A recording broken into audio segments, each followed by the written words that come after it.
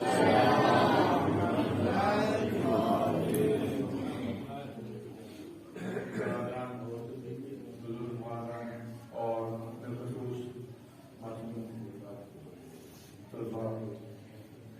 لوگوں کے سامنے قبلہ نے جو گفتگو فرمائی ہے وہ جس حوالے سے فرمائی ہے،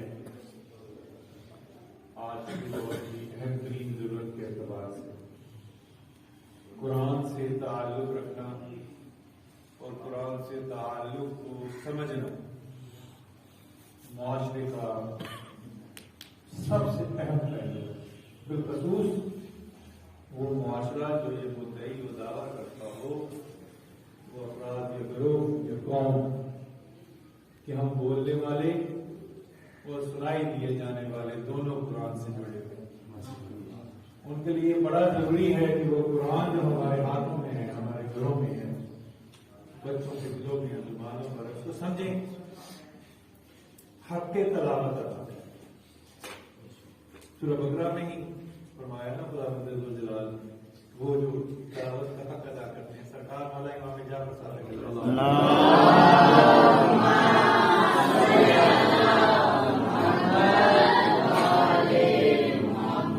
پوچھا تو عموماً مولا کا جو فرمان ہے، آپ نے فرمایا کہ خدا کی قسم لوگوں نے لفظوں کو یاد رکھا اور معنی بتا دیے، لفظوں کو یاد رکھا اور معنی بتا دیے۔ یاد رکھو، جہاں خدا کا امر ہے اس کے آگے ترجمانہ تلاوت ہے، جہاں خدا نے روکا ہے اس سے رک جانا تلاوت ہے۔ جب کبھی انعام کا، جنت کا اور خدا کے رحمت کا ذکر ہو، خوش ہو جانا مومن کی تلاوت ہے، اور جب جہنم کا اور خوف کا تذکرہ ہو تو تقویٰ اختیار کر لینا مومن کی تلاوت ہے۔ قرآن کی، یہ میں نے اپنے الفاظ میں مولا کا فرمان آپ کو ترجمہ کر کے سنایا۔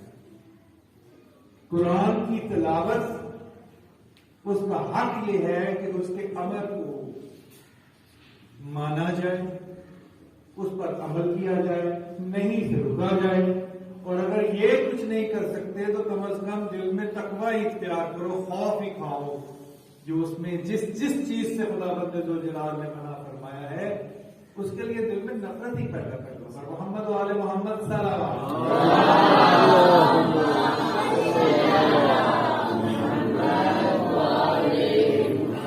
مگر یہ مشکل مرحلہ ہوتا ہے، اس سے گزرنے کے لیے دل میں محمد وآل محمد کی محبت کا ہونا بہت ضروری ہے۔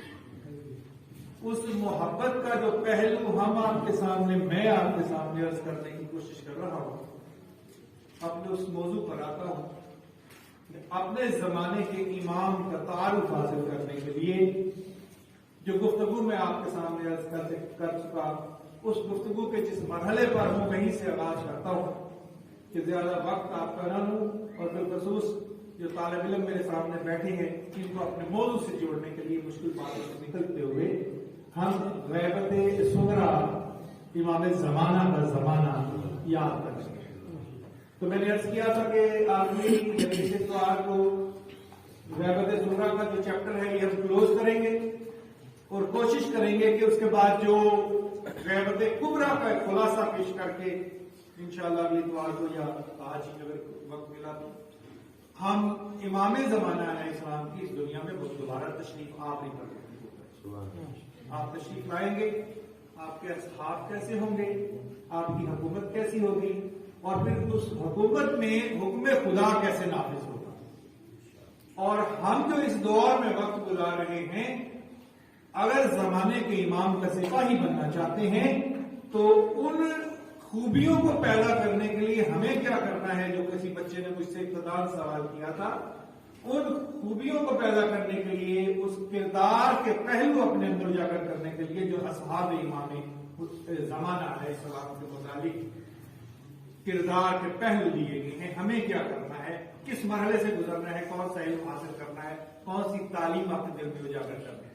تو میں غیبت صغریٰ کے اس آخری موڑ پر جو آپ سے عرض کیا تھا، میں نے کہا کہ مولا 20 سال کا وقت یہ بچوں سے میرا سوال ہے، 20 سال کا وقت ابتداءً رحمت صغریٰ کا ایک شہر میں گزار کر واپس کانگڑا تشریف لائے، اگر بچوں کو یاد ہو تو یقیناً مجھے اس شہر کا نام بتائیں گے۔ محمد والے محمد صلی اللہ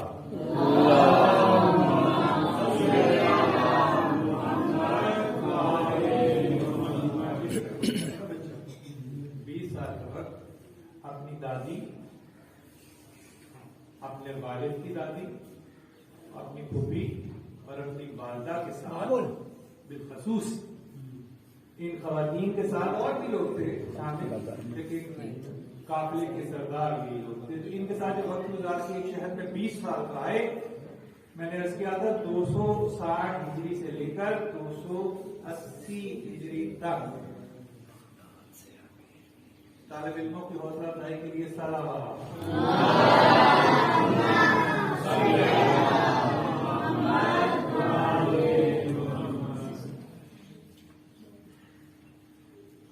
لکھا تھا، یاد ہے، تھوڑا مشہور شہر ہے، جب امام تشریف لائیں گے تو کوفہ کی حدود تک اس تک پھیلی ہوگی۔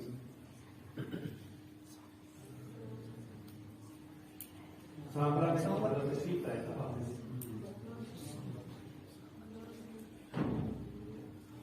محمد والے محمد صلی اللہ علیہ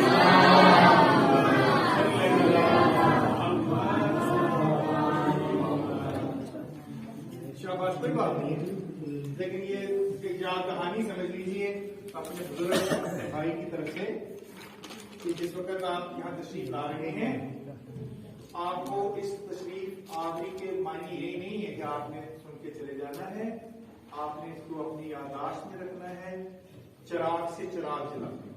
ہم زندگی میں ہیں، دنیا میں ہیں، نہیں ہے، سال ہے، 5 ماہ ہے، اور 1 دن ہے، 2 دن ہے، آپ تو ہے، آپ آگے چلیں گے، آپ کو یاد رکھنی ہے یہ باتیں، جس طرح میں عرض کر رہا ہوں اس طرح ضروری بھی نہ ہو تو، لیکن کم از کم کچھ نہ کچھ دماغ میں خاکہ ضرورت ہے۔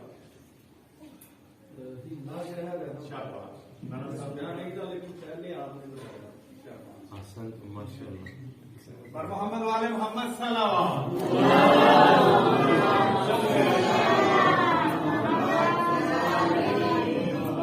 تاریخ کے طالب علم ہے نا، وہ جانتے ہیں کہ یہ جو بغداد ہے، بغداد کے گرد و نواح میں ایک بڑی بستی تھی جو اولین آبادیوں میں سے ہے، جسے بابل کہتے ہیں، اور اسی گرد و نواح میں یہ اللہ بھی وہیں کا ایک علاقہ تھا جو اب شامل ہو چکا ہوگا سارا اس علاقے پورے شہر میں۔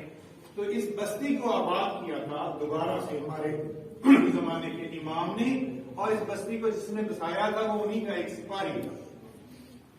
آگے ذکر تو بات کرتا چلوں، جناب ادریس علیہ السلام یہ وہ ان پیغمبروں میں سے ابتدائی، سرکار آدم علیہ السلام کے بعد جس پیغمبر کا ذکر زیادہ ہے اور جس پیغمبر کے کارنامے زیادہ ہیں وہ جناب ادریس علیہ السلام ہیں، اور جناب ادریس علیہ السلام کہتے ہیں 4 اور 5ویں پشت میں تھے سرکار آدم علیہ السلام کے، اور ان کی دعا قبول ہوئی۔ اچھا، ان کی جب دعا قبول ہوئی تو بڑا مزیدار کام کیا انہوں نے۔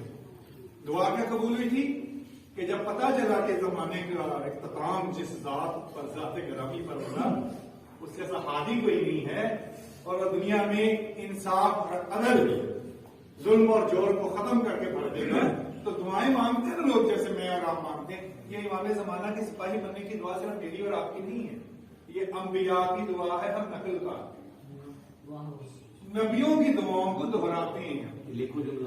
تو یہ حضرت ادریس علیہ السلام کی یہ دعا قبول ہوئی تھی کہ مجھے سپاہیوں میں شامل کرنا، تو پھر خدا نے جو بندوبست ان کے ذمہ کیا وہ یہ تھا کہ جس کے سپاہی بنتے ہو اس کے لیے دنیا میں تیاری نہیں کرو گے، تیاری کرنے کے لیے امام زمانہ کی فوج کے لیے، امام زمانہ کی رعیت کے لیے دنیا میں 100 شہر آباد کیے ہیں انہوں نے، حضرت ادریس علیہ السلام۔ یہاں بھی میرے امام آئیں گے، وہ بھی آباد، یہاں بھی میرے امام کی سپاہ ہوگی، وہ بھی آباد کیا۔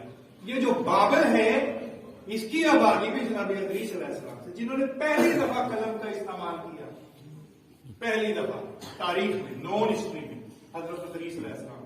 یہ احرام مصر میں سے 2 انہوں نے بنائے ہیں، باقی بعد میں فرعون آئے انہوں نے بنائے.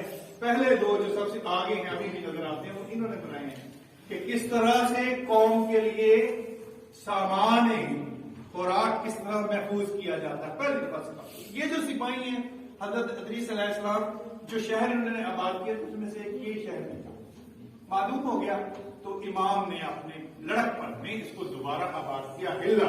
ہلا سے واپس تشریف لے مولا پر محمد وآل محمد صلی اللہ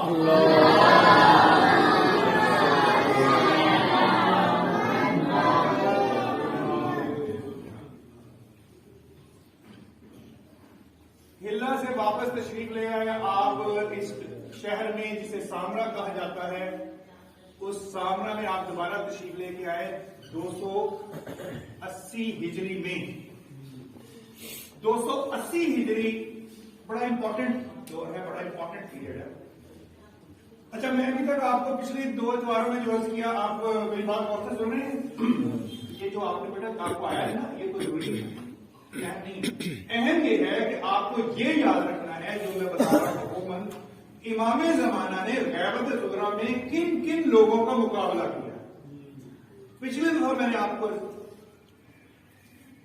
ابو جعفر سے غالی اور شاباش یہ اور ان کی عقائد کیا تھا پر محمد والے محمد صلی اللہ علیہ وسلم کی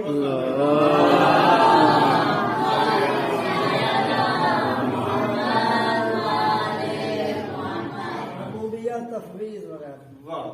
یہ اللہ کے نظام کے خلاف شیطانیت کو پھیلانے کے لیے مختلف عقیدے بیان کیے انہوں نے. اچھا ایک تو گروہ یہ تھا جن کا میں نے آپ کو ذکر کیا. ایک گروہ حکومت پہ پائز تھا یا حکومت پہ قابض تھا جو قبضہ حکومت پہ شروع سے چلا آ رہا تھا. پہلا ایک طویل عرصہ ہے بنو امیہ. بنو امیہ کی حکمرانی ایک طویل عرصہ ہے ان سے جس نے انہیں حسین علیہ السلام کا نام لے کر حکومت چھینی. اس گروہ کو بنو امیہ کہتے ہیں. کیا کہتے ہیں؟ بنو عباسیہ.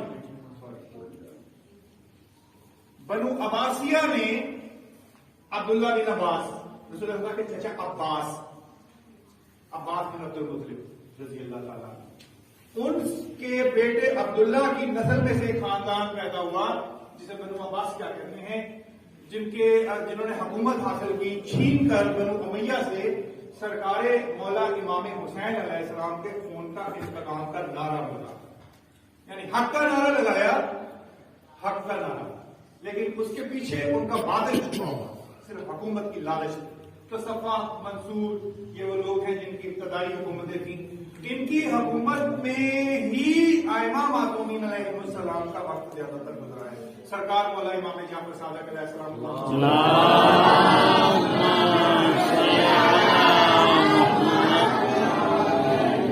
کا دور تھا تو ان کے دور میں ان سے لوگ ان کے پاس ہی آئے تھے سارے. یہ صفا اور منصور پورا گروہ بن کے آپ آل رسول ہیں, آپ محمد مصطفیٰ صلی اللہ علیہ وسلم کے بیٹے ہیں, تو آئیے ہماری رہنمائی کیجیے, یہ جنگ لڑتے ہیں. تو مولا نے کہا کہ نہیں, میں خاموشی اختیار کروں کیونکہ نہ میں تمہیں حق پہ سمجھتا ہوں نہ انہیں حق پہ سمجھتا ہوں. انہوں نے کہا ہم امام حسین علیہ السلام کے خون کا کربلا کا بدلہ لیں گے. تو آپ نے فرمایا کہ تم خون کا بدلہ نہیں لوگے, تم اس خون کو استعمال کرو گے. جو میں لفظ بول رہا ہوں تم اس خون کو بیچو گے. تو بنو عباسیہ نے اس خون کو بیچا. آج بھی جو کمائی کے لیے سرکار مولا امام حسین علیہ السلام کا تذکرہ کرتا ہے پیسے حاصل کرنے کے لیے, میرے نزدیک وہ گروہ بنو عباسیہ سے. تو ان کے جو ظلم ہیں گروہ بنو عباسیہ کے وہ بیان سے باہر ہیں. میں آپ کو اس طرح کا جس دور میں امام تشریف لے کے آئے اس دور میں جس بادشاہ کی حکمرانی تھی وہ جاننا آپ کے لیے ضروری ہے. پر محمد والے صلی اللہ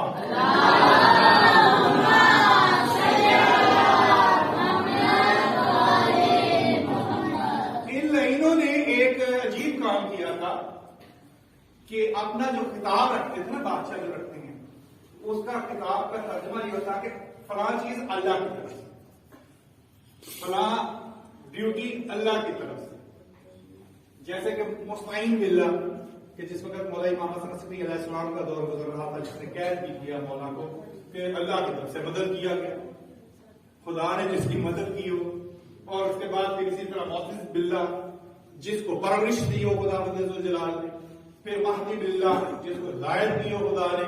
یعنی ایک سلسلہ انہوں نے رکھ لیا اپنا کہ خدا کا تعلق اپنے ساتھ جوڑا. اسی لیے تو سرکار مولا متقین علیہ السلام فرماتے ہیں نا کہ شیطان یوں نہیں کرتا کہ تمہارے آگے سارا حق پیش کر دے، اس کا فائدہ کوئی نہیں ہے. سارا باطل پیش کر دے تم مانو گے نہیں. وہ حق اور باطل کو پکڑتا ہے، ملاتا ہے، تمہارے سامنے پیش کر دیتا ہے اور تم بہک جاتے ہو. حق اور باطل کی آمیزش کا یہ جو سلسلہ ہے، جس نے استعمال کیا ہے اس کی شناخت کرنا بہت ضروری ہے. اس کو کہتے ہیں تاریخ. تو یہ جو معتصم باللہ عباسی تھا اس وقت حکمران تھا. اس سے پہلے ایک اور عباسی حکمران تھا، پر محمد وآل محمد صلوات.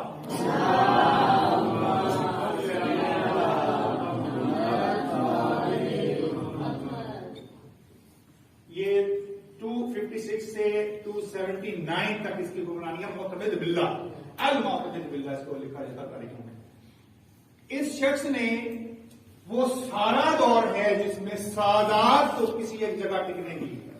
اس کا جو 20 سالہ یہ دور ہے، 20 سالہ کتنا نہیں بنتا ہے، اس پورے پیریڈ میں اس شخص نے اتنے ظلم کیے ہیں. یہی نتیجہ تھا کہ مولا ہلا تشریف لے کر گئے تھے تمام خواتین کے ساتھ.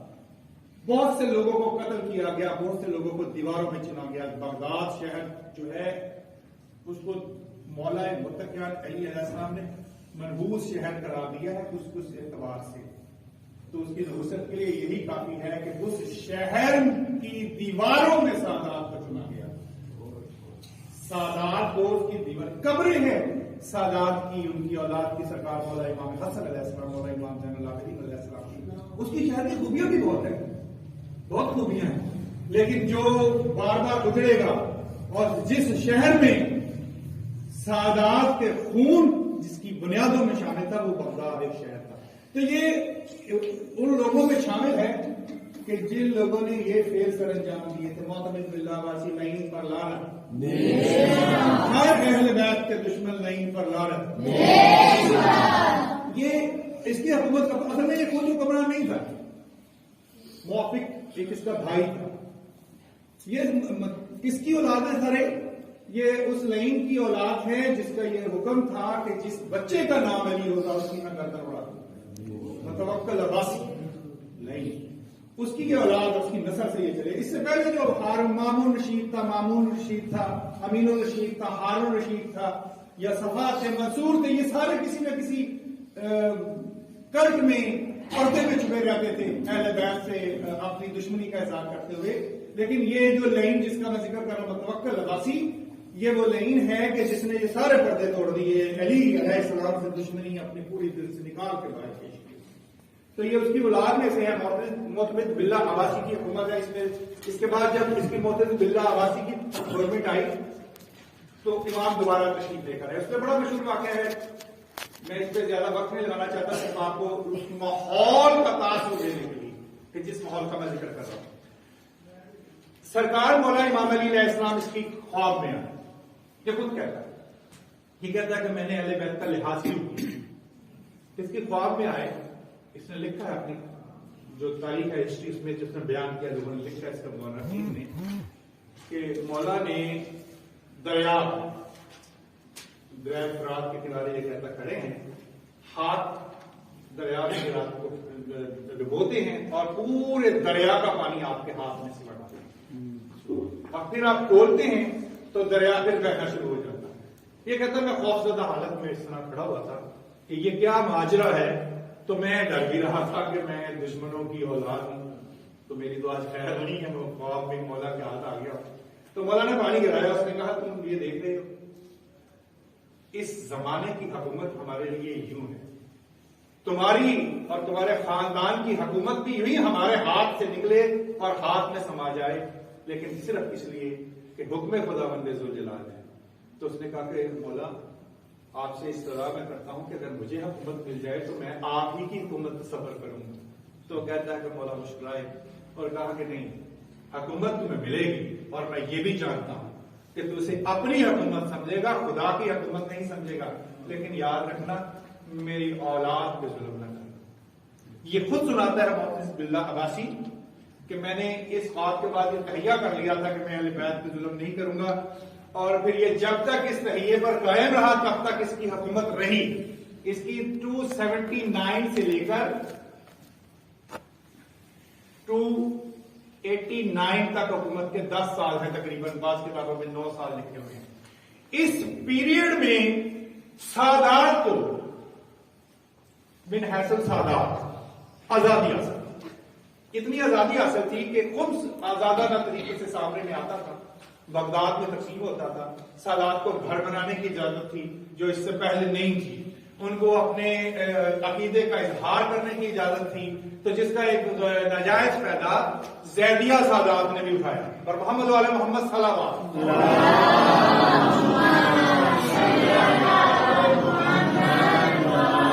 بات چلی ہے تو چلتے چلتے میں بچوں کو بتا دوں کہ زیدی کسے کہتے ہیں. زیدیہ فرقہ یا گروہ یہ حضرت زید کی اولاد ہیں, اور حضرت زید جو تھے امام زین العابدین علیہ السلام سے چلتی ہوئی یہ نسل آگے یہ ایک علیحدہ فرقے کی شکل اختیار کر گیا تھا. اچھا, جو ان کو چھوڑ گئے تھے نا ایک جنگ میں, ان کو کہتے ہیں رافضی. کیا کہتے ہیں؟ رافضی. یہ بڑا امپورٹنٹ لفظ ہے, اس کو نوٹ کر لیں خاص طور پر طالب علم. رافضی کہتے ہیں زید کے ساتھ لوگوں نے بنو امیہ سے لڑائی کا آغاز کیا, لیکن درمیان میں جب ان کے عقائد زید نے جو بیان کیے تھے لوگوں کو اکٹھا کرنے کے لیے, انہوں نے کہا کہ یہ تو اہل بیت کے عقائد نہیں ہیں, تو ان کو جو چھوڑ گئے تھے زید کو ان کو رافضی کہا گیا. تاریخ میں یہ لفظ ہے رافضی. یہ وجہ ہے کہ یہ ہم شیعوں کے لیے استعمال کرتے ہیں, وہ لوگ جو تاریخ سے آشنا نہیں ہیں, کہ یہ رافضی ہیں. رافضی زید کو چھوڑنے والے لوگ تھے. اچھا, ہمارا وہ بعد میں کبھی ذکر ہوگا تو کریں گے. زیدیہ فرقہ جو تھا مولا امام حسن عسکری علیہ السلام کی ایک زوجہ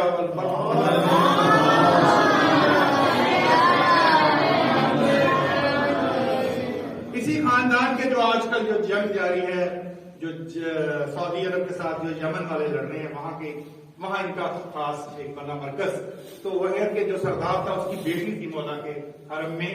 تو بعض کتابوں میں غلطی سے ان خاتون کو امام زمانہ کی والدہ ظاہر کیا گیا ہے, جبکہ میں نے آپ کو عرض کیا ہوگا کہ امام زمانہ کی والدہ بی بی نرجس سلام اللہ علیہ.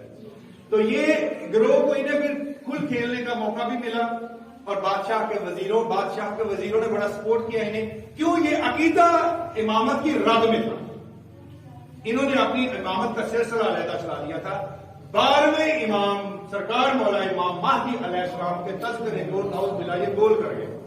تو اس پورے معاملے میں پھر زیدیہ فرقے کو زیادہ اپنا کام کرنے کا موقع ملا. یہ میں عرض کر رہا ہوں کیوں سادات کو اس معتمس باللہ عباسی کی دور میں اپنی پوری زندگی کو آسانی سے گزارنے کے لیے وقت دیا گیا. تو مولا دوبارہ سامنے میں تشریف لے کر آئے, اگرچہ امام زمانہ کے لیے سختیاں اسی طرح ہیں. امام زمانہ کو بنو عباسیہ نے پہلے دن سے دنیا میں نہ ہونے کا اعلان کیا تھا کہ سرکار مولا امام حسن عسکری علیہ السلام دنیا سے لاغل گئی ہے, کوئی اولاد نہیں ہے. آپ نے اس پیغام کو قائم رکھنے کے لیے انہوں نے ظاہری طور پر تو سادات کو اجازت دے دی, لیکن آپ کے زمانے کے امام کے لیے وہی سختیاں تھی اور وہی تلاش تھی اور وہی جاسوسی کا عمل تھا. اسی جاسوسی کے عمل میں اس کے ابتدائی دور میں جب یہ حکومت باغدور سنبھال رہا تھا تو اس نے اپنے حالانکہ وعدہ کر کے آیا تھا, خواب میں کہتا ہے کہ میں نے امام متقیان سے یہ وعدہ کیا تھا کہ سادات کو تنگ نہیں کروں گا. تو اب دل میں جو چور بیٹھا ہوا تھا وہ اس کو اجازت نہیں دے رہا تھا. تو ایک اس کا سپاہی تھا خاص, اس کو اس نے بغداد میں اپنے پاس بلایا. اور محمد والے محمد صلی اللہ علیہ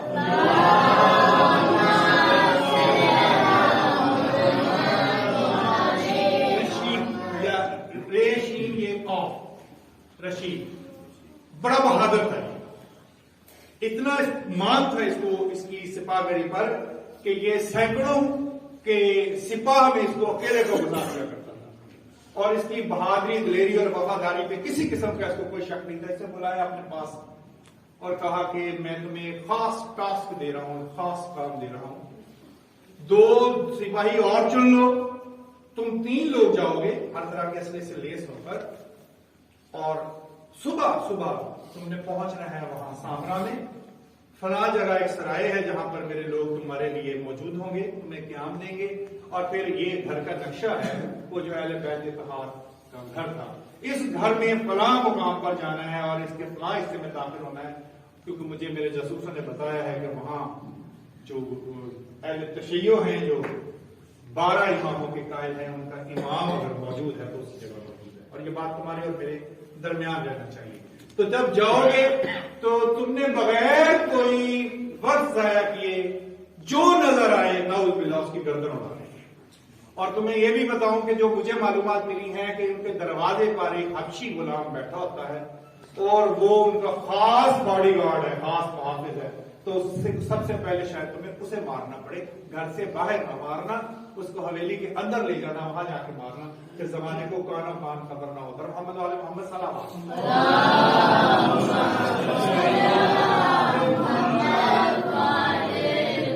یہ پہنچا 3 تیز رفتار گھوڑوں کی مدد سے وہاں، اس نے اسی طرح قیام کیا، اسی طرح اس در اقدس پہ جا پہنچا، اپنی ماں دوبارہ تشریف لے آئے۔ میں نے اس حویلی کا نقشہ ایک آپ کو بنا کے بتایا تھا، بہت بڑی حویلی تھی اور اس کے 4 حصے تھے، دروازہ ایک بڑا گیٹ ایک ہی تھا، جاتے ایک سیڑھی تھا، دائیں بائیں اور چاروں کونوں پر 4 گھر تھے، جن میں سے پہلا گھر جو لیفٹ ہینڈ پر تھا وہ مولا امام حسن عسکری علیہ السلام کا تھا، اور اسی میں امام زمانہ علیہ السلام تشریف رکھتے۔ تو کہتے ہیں کہ یہ خود بیان کرتا ہے، رشید کہتا ہے کہ میں گیا، میں نے واقعی دیکھا کہ ایک غلام تھا حبشی کا، وہ دروازے کے پاس بیٹھا ہوا دھاگے سے، یہ جو ازار بند ہوتے ہیں نا، نالے جسے ہم پنجابی میں کہتے ہیں ازار بند، جو کمر بند جو باندھے جاتے ہیں، وہ بن رہا۔ اچھا یہ جو کافور ہے نا جس کا میں ذکر کر رہا ہوں، کافور پر محمد آل محمد صلی اللہ علیہ وسلم،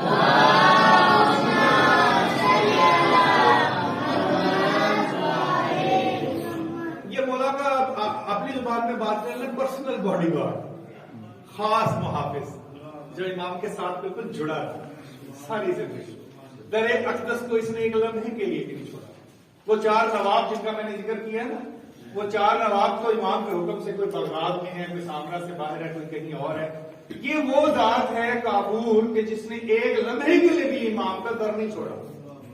جہاں بھی امام تشریف لے کر گئے یہ اسی طرح در اقدس پہ بیٹھ جاتا اور اپنے آپ کو لوگوں کی نظروں میں نہ آنے کے لیے کہ میں نہ ہوں، پہچانا جاؤں کہ میں بطور باڈی گارڈ ڈیوٹی ادا کر رہا ہوں، حالانکہ حکم خداوند ذوالجلال سے آپ کے زمانے کے امام کو کسی خوف، کسی ڈر سے اپنی حفاظت کرنے کا کوئی ذمہ نہیں ہے۔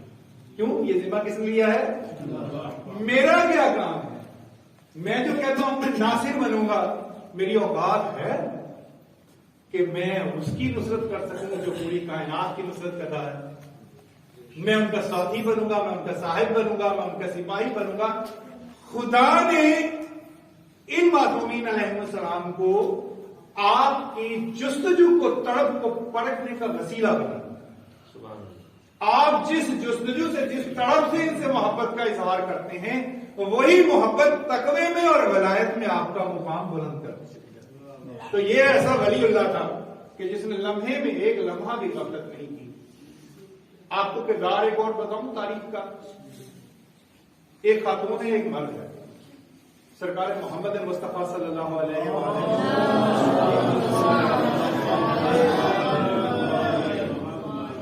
کی انتہائی وفاداری اس طرح جس نے کی ہے، ان میں اس بی بی کا نام ہے ام ایمن۔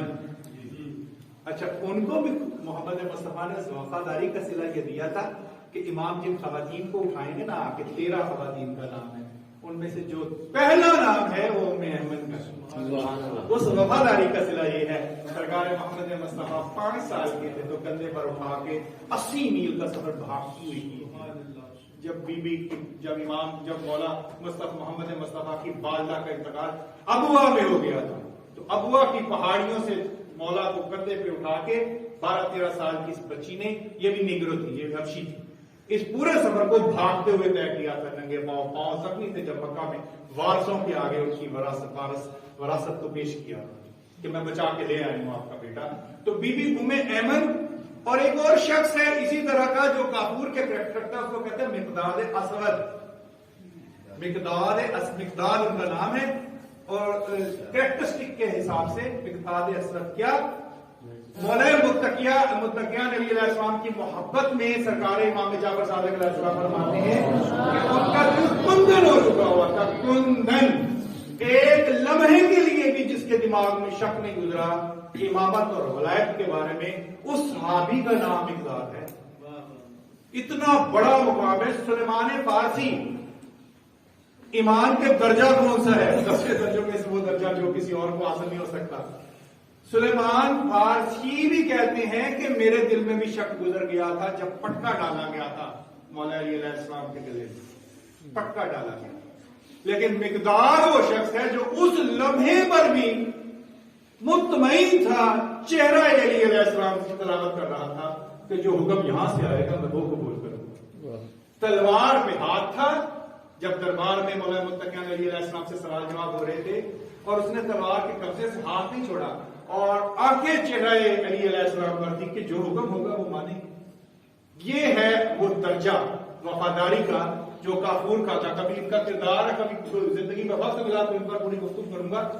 میں عرض کر رہا تھا کہ یہ بیٹھے وہاں پر رشید کہتا ہے کہ بن رہے تھے اوزار پر، تو ہم نے بلایا تو جواب نہیں دیا، پھر بلایا تو تکبر تھے، سپاہی تھے، گھوڑوں پہ آئے تھے، لیس تھے، اور ان کو پتا تھا کہ میں اس وقت بنو عباسیہ کی حکومت کا سب سے دلیر سپاہی ہوں، ہزاروں کے سینکڑوں کے مجمع میں گھس جاتا ہوں بادشاہ کی حمایت میں، تو یہ کون ہے مجھے جواب نہیں دے رہا۔ تو انہوں نے کہا تم سے میں پوچھ رہا ہوں کہ اس گھر میں کون رہتا ہے؟ تو انہوں نے ایک ہی تاریخ میں جو لکھا ہوا ہے، اس گھر میں وہ رہتا ہے جو اس گھر کا بھی مالک ہے اور تمہارا بھی مالک ہے۔ یہ کابل کا جواب ہے، تو مالک رہتا ہے اس گھر میں سب کا، تمہارا ہے۔ تو وہ کہتے ہم نے، پھر اس نے دوبارہ کام شروع کر دیا، میں اس کو اگنور کیا، اندر چلے گئے۔ جب پہلا حصہ امارات کا گزرا تو پیچھے ایک بہت بڑا باغیچہ جو کہ حقیقت میں وہاں پر نہیں ہے، حقیقت میں وہاں پر نہیں ہے، وہ کس دنیا میں داخل ہو گیا؟ یہ میرے زمانے کے امام کی دنیا، بہت بڑا باغیچہ تھا، اور اس باغیچے میں ہمیں ایک چھوٹا سا دریا بہتا ہوا نظر آ رہا ہے، اور اس دریا کے درمیان میں ایک چھوٹا سا جزیرہ نما ایک عمارت تھی سفید رنگ کی، اس کے درمیان میں ایک خوبصورت نوجوان بیٹھا تلاوت کلام مجید فرما رہا تھا۔ محمد آل محمد صلی اللہ علیہ وسلم۔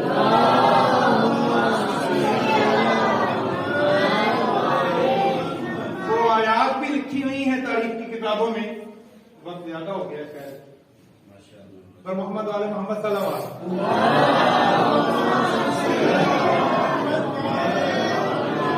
معذرت کے ساتھ وہ میرا اتنا تو معیار نہیں ہے، جب جو قبلہ کا کوزے میں دریا بند کرنا جو علماء کا ہوتا ہے، تو ہم میرے جیسا نلائق جب گفتگو شروع کرتے ہیں تو وہ پھر باؤنڈری یاد نہیں رہتی کہ کہاں میں نے اپنی حدود کو رکھنا ہے، تو اس کے لیے معاف کر دیا کیجیے، تو بہت جاتے ہیں بعض اوقات ان چیزوں کی طرف کہ جو شاید نہیں بیان کرنی چاہیے وقت کی محدودیت کے باعث۔ میں عرض کر رہا ہوں کہ اس واقعے کو جو ہے امام زمانہ علیہ السلام کی ملاقات کا یہ سیکنڈ لاسٹ واقعہ ہے دنیا میں، کسی بھی غیر نے کہ جو ولایت کے درجے پر فائز نہیں، کہ جسے وہ مقام حاصل نہیں ہے، کہ جو اہل بیت کی محبت میں آج بھی جس کو امام اپنی زیارت کرواتے ہیں، یہ سیکنڈ لاسٹ ملاقات کی امام سی ہے، سیکنڈ لاسٹ کسی بھی نظر نے امام کو جو دیکھا ہے، جو غیر متقی یا جو ولایت کے درجے پر فائز نہیں ہے۔ اب جو کوئی بھی دیکھتا ہے یہ یاد رکھے، وہ چاہے خواب میں کوئی نہیں دیکھتا ہو، وہ حق پرست ہوتا ہے، اور کچھ ہو نہ ہو وہ حلال کھانے والا، حرام سے بچنے والا، اپنے دل و دماغ کو حلال پہ پرورش دینے والے کا آج بھی امام زمانہ کی زیارت فرماتا ہے۔ تو یہ کہتا ہے کہ ہم اس میں داخل ہوئے تو اب میں جس کام کے لیے آیا تھا میں نے وہ کرنا تھا، تو تلوار نکالی اور کہا کہ یہ چھوٹا سا دریا ہے، اس کو پار کرنے کے لیے کیا کیا جائے؟ پہلے ایک سپاہی اثر گیا۔ اب وہ ہمیں یوں نظر آ رہا تھا کہ جیسے زیادہ سے زیادہ انسان کی ایک قدم یا دو قدم کو ڈبو پائے گا، پانی بہ رہا ہے لیکن نظر اس میں زمین نیچے نظر آ رہی ہے۔ پہلا سپاہی جب 2 قدم آگے بڑھا تو وہ اس میں ڈوبنا شروع ہوا، اتنا ڈوبتا چلا گیا کہ اس کے گلے تک پانی آ گیا، اور وہ چیخا کر مجھے یوں محسوس ہو رہا کہ جیسے پانی نے مجھے پکڑا، میں طاہر کے قبضے میں آ گیا ہوں، پانی کے قبضے میں آ گیا ہوں۔ تو وہاں وہ کہتا پھر ہم نے پورا زور لگا کے اس کو واپس نکالا، پھر دوسرا، اور پھر بلاخر میں، اور تلوار میں نے نکال لی کہ اب میں جاتا ہوں، میں دیکھتا ہوں کیسے۔ تو جب میں اس پانی میں کودا تو مجھے یوں محسوس ہو رہا تھا کہ جیسے میرا جسم خود مجھے ختم کر رہا تھا، میں اپنے جسم کے قبضے میں تھا۔ وہ مٹی، جس مٹی سے میرا جسم بنا ہوا تھا، اسی نے اپنے آپ کو پانی کے حوالے کر دیا تھا، ختم، جان طاقت ختم ہو گئی، میں ہل نہیں پا رہا تھا۔ نہ جانے کس طرح رو رو کے دعا مانگی، اور جو وہ ذات سامنے مجھے نظر آ رہی تھی ان سے التجائے کی کہ خدا کا واسطہ ہے، آپ کی جد کا واسطہ ہے، محمد مصطفیٰ صلی اللہ علیہ وآلہ وسلم کا واسطہ، مجھے ایک دفعہ معاف کر دیجیے، مجھے یہاں سے چھوٹنے کی اجازت دے دی جائے۔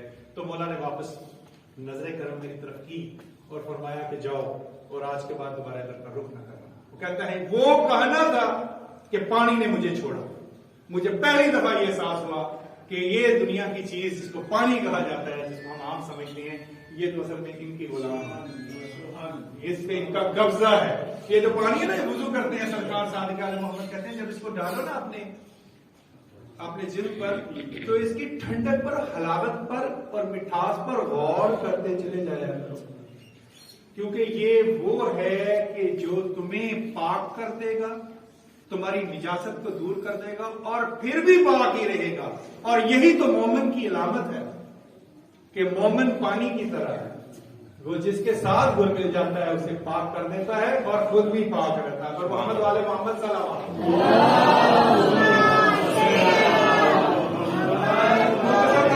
یہ واپس آئے، آ کے اپنی معافی نامہ پیش کیا بادشاہ کو کہ بھئی ہمارے بس کی بات نہیں ہے، کچھ دیر کے لیے وہ ٹھہر گیا۔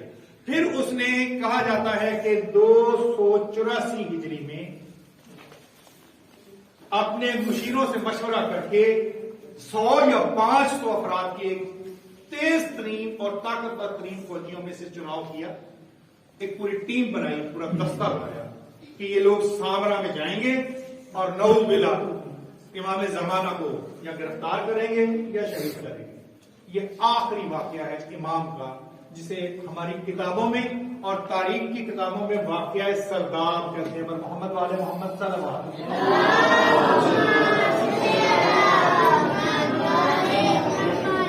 تہ خانہ سرداب کہتے ہیں، تہ خانے آج کل بھی بنایا جاتا ہے، لیکن ہمارے پنجاب میں اس کا رواج بہت کم ہے۔ جو ریگستانی علاقے ہوتے ہیں، گرم علاقے ہوتے ہیں، سخت علاقے ہوتے ہیں، وہاں پر گھروں میں ایک تہ خانہ، ایک سرداب ضرور بنائی جاتی تھی، تب بھی اور آج بھی۔ سرداب کا واقعہ جو ہے وہ امام زمانہ کا ظاہری طور پر کسی بھی کے سامنے آنے کے لیے آخری واقعہ 284 ہجری میں اس نے 500 یا 100 افراد کا وہ لشکر بنایا۔ پھر محمد والے محمد صلی اللہ علیہ وسلم۔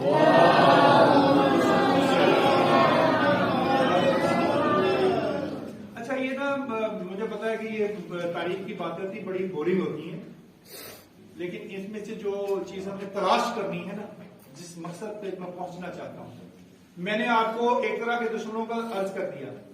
ایک طرح کے دشمن ہیں جو ہمیں جن سے واسطہ پڑ رہا ہے، عقائد کے دشمن، اور ایک دشمن وہ ہیں جو ناسوی ہیں، محمد و آل محمد کی جان کے دشمن، ان کو ناسوی کہا جاتا ہے۔ ناسوی یاد رکھیے، ناسوی وہ ہیں کہ جو محمد و آل محمد کی دشمنی اس حد تک رکھتے ہیں کہ ان کی جان کے دشمن ہیں۔ ایک ان سے واسطہ تھا اور ایک ان سے واسطہ ہے کہ جو عقائد جو خدا بند ذوالجلال نے ان کے ذریعے زمانے میں پھیلائے ہیں، ان عقائد کی جان کے دشمن۔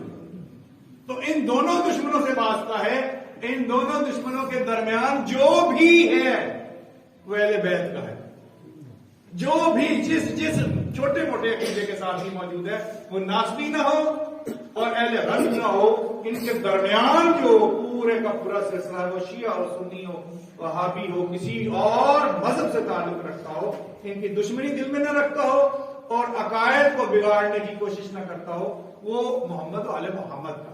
تو یہ جو سرداب کا واقعہ ہے، اس کے لیے 500 کی فوج پہنچی، باقاعدہ سپاہ سامرا میں، اس حویلی کو، اس مقدس گھر کو انہوں نے گھیر لیا اور جو گھر میں موجود تھے انہیں قید کر دیا، خواتین اور مرد۔ اس وقت زیادہ تر جو اولاد جعفر اور اولاد حسن اور حسین، یہ دو بھائی تھے، مولا امام حسن عسکری علیہ السلام کے، ان کی اولاد وہاں پر قیام پذیر تھی، اور اولاد جعفر کی جو یہ امام کے سپاہیوں میں شمار ہوتا ہے، بعد میں بڑے علماء بنے ان میں سے۔ ان کی گھریلو خواتین سمیت سب کو گرفتار کر کے ایک الگ گھر میں پابند کر دیا گیا۔ نہیں گرفتار کیا تو کسے؟ سرکار مولا امام حسن عسکری علیہ السلام کی والدہ، سرکار مولا امام زمانہ علیہ السلام کی والدہ، اور سرکار مولا امام علی نقی علیہ السلام کی والدہ، بزرگ خواتین اس وقت تک زندہ، ان کے علاوہ سب کو گرفتار کیا، کیونکہ یہ اس حجرے میں اس مقام پر تھی جہاں پر وہ سرداب واقعاتی سرکار مولا امام حسن عسکری علیہ السلام کے گھر کا وہ مخصوص حصہ، یہ سمٹتے سمٹتے اس کو انہوں نے گھیر لیا۔ اب گھر کی تلاشی شروع کی تو ایک تہ خانے سے کلام مجید قرآن مجید کی خوبصورت تلاوت کی آواز آ رہی۔ امام زمانہ کو جن لوگوں نے بھی ظاہری طور پر دنیا میں ملاقات کی ہے، دیکھا ہے، انہوں نے مولا کو قرآن کی تلاوت کرتے ہوئے دیکھا، قرآن کی تلاوت کرتے ہوئے۔ اگر آپ واقعات پڑھنا شروع کریں گے تو آپ کو ملے گا قرآن کی تلاوت روک کے حکم دیا ہے مولا نے، جو بھی حکم دیا، اور وہ حکم بھی دعاؤں کی صورت میں، جو آج زیارات ہم دعائیں پڑھتے ہیں۔ تو یہ کہتے ہیں کہ پھر ہم نے اس کو پورا گھیر لیا، اور سرداب سے جب تلاوت کلام مجید کی آواز آنا شروع ہوئی تو ہم نے باقی قبروں کو چھوڑ دیا جہاں پر وہ خواتین تھی، اس سرداب کے گرد ہم نے گھیرا ڈال دیا، اور تیار سب تلواریں سوتے ہوئے سارے سپاہیوں کو حکم دیا کہ تلواریں نکال لیں، ابھی کچھ لمحے میں اندھیرا بہت ہے، صبح کا وقت تھا، تھوڑی سی روشنی ہوتی ہے تو سرداب میں اتریں گے اور نوز ملا جو ہم جس کام کے لیے ڈپیوٹ کیے گئے وہ کام کریں گے۔ تو یہ کام جاری تھا، تلاوت کی آواز اور بلند ہونا شروع ہوئی، اتنی بلند ہونا شروع ہوئی کہ ہم مبہوت ہو گئے، اور میں نے دیکھا اس تلاوت کے حسن سے میرے کچھ سپاہی رو رہے ہیں، ان کی آنکھوں میں آنسو جا رہے ہوں گے، تو میں یہ کیا معاملہ ہو گیا؟ تو میں نے کہا بھی تیار ہو جب آپ نیچے اتریں گے۔ تو وہ کہتا ہے کہ جب میں نے اپنے سپاہیوں کو حکم دیا نیچے اتریں، تو میں نے کہا یار نیچے اترنے کی کیا ضرورت ہے، وہ جو تلاوت آ رہی تھی آواز وہ ابھی بند ہوئی، تم نے نہیں سنا؟ نے کہا میں نے سنا ہے۔ تو وہ جو تلاوت فرما رہی تھی ہستی، وہ یہاں سے تمہارے اور میرے درمیان سے گزر کے چلی گئی۔ نہیں، تمہیں میں نے کہا تھا کہ انہوں نے کہا تم کھڑے تھے، تم ان کی طرف نظر کیے ہوئے تھے، تو ہم انتظار میں تھے تم اعلان کرو گے کہ انہیں گرفتار کر لے، تو ہم تو کھڑے رہے، ہماری تلواریں باہر نکلی ہوئی تھی، یہاں سے گزر کے گئی ہیں، ہم سب کو نظر آ رہی تھی، سوائے تمہارا حکم نہیں ہوا۔ تو اس کے بعد یہ جو واقعہ سناتے ہوئے علامہ مجلسی نے لکھا ہے، وہ فرماتے ہیں کہ یہ پہلا واقعہ نہیں ہے، یہ محمد مصطفیٰ صلی اللہ علیہ وآلہ وسلم سے بھی اسی طرح پیش آیا۔ جب آپ کو یاد ہوگا نا ہجرت کی رات میں جب تشریف لے کے گئے تو قرآن کی تلاوت کرتے ہوئے ان کی آنکھوں میں مٹی ڈال رہے تھے اور وہاں سے گزر رہے تھے، تو ان لائنوں کو جو شہید کرنے کے لیے مولا کو آئے تھے انہیں خبر بھی نہ ہوئی۔ اور یہ یہی کا نہیں، اور بھی تمام انبیاء کے ساتھ اگر آپ ماضی میں دیکھیں گے تو اس طرح کے واقعات گزرے۔ تو مولا ان کے درمیان سے 284 ہجری میں تشریف لے گئے اور وہ ناکام اور نامراد گئے۔ یہ 284 ہجری کا وہی سال ہے جس سال خواتین عصمت جناب نرجس سلام اللہ علیہ اس دنیا سے رخصت ہوئی، مولا امام حسن عسکری علیہ السلام کی والدہ اس دنیا سے رخصت ہوئی، اور مولا امام علی نقی علیہ السلام کی والدہ اس دنیا سے رخصت۔ تمام افراد وہ خواتین جنہوں نے حفاظت کا ذمہ لیا تھا وہ اس دنیا سے رخصت ہوئے، اور تاریخ میں یہ بھی لکھا ہوا ہے کہ کافور اس کے بعد شاید زندہ رہے یا نہ رہے، اس کی خبر نہیں، تو وہ بھی اسی سال رخصت ہوئے ہیں، یا امام زمانہ کے ساتھ جس طرح ان کی غیبت ہے اس غیبت میں موجود ہے۔ تو یہ سلسلہ 284 ہجری تک ہنگامہ خیزی کا رہا۔ اس کے بعد والا میں آپ کو عرض کر چکا ہوں کہ علی بن محمد سمری تک کا سلسلہ ہے، جس کو وہ آخری خط 229 ہجری میں آیا تھا، 329 ہجری میں، جس میں مولا نے 6 دن پہلے اس کی موت کو یہ چٹھی لکھی تھی، اس سے موت سے پہلے، کہ اپنے لیے بندوبست کر لو، اپنے معاملات کو سمیٹ لو، اور اپنے لیے کفن جو میں بھیجا ہے اسے تیار کر لو، کیونکہ آج سے 6 دن بعد تم موجود نہیں ہوں گے۔ اور یاد رکھنا اپنے بعد کوئی اپنا نائب مقرر نہ کرنا، کیونکہ حکم خداوند ذوالجلال آ چکا ہے، آج سے غیبت کبریٰ کا آغاز ہے، جب وہ چاہے گا اس کی عزت سے میں دوبارہ تشریف لے کر آؤں گا، اس وقت تک میرے ماننے والوں کو کہہ دو کہ فقہا جو ہماری روایات بیان کرتے ہیں وہ ہمارے وارث ہیں، معاملات شرعیہ تم ان سے حاصل کرو گے۔ پر محمد والے محمد صلی اللہ علیہ